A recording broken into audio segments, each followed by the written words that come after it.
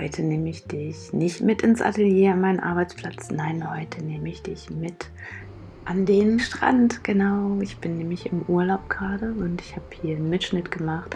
Ich habe mir einen kleinen Traum erfüllt und ich hoffe, dich inspiriert das auch. Und ja, ich werde nicht viel reden diesmal und einfach, ja, ich hoffe, dich inspiriert's.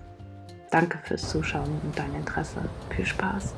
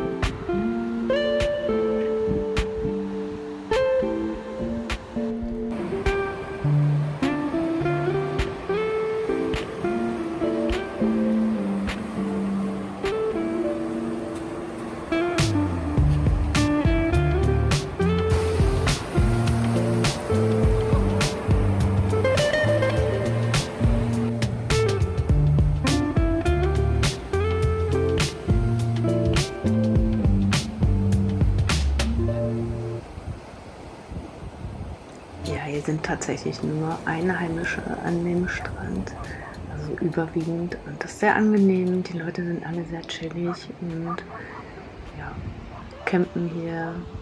Der Mond, das ist herrlich. Ja, heute mal dein Sonntagsvideo. Mal nicht im Atelier und nicht so lehrreich, aber vielleicht auch trotzdem, denn die Message ist ja hier auch gegeben. Einfach machen und ja, ich hoffe, dir gefällt das Video, du likest es und ich freue mich auf deinen Kommentar auch. Ich lese alle. Ich freue mich darüber. Im Moment bin ich nicht so gut im Beantworten. Danke für dein Verständnis. Tschüss.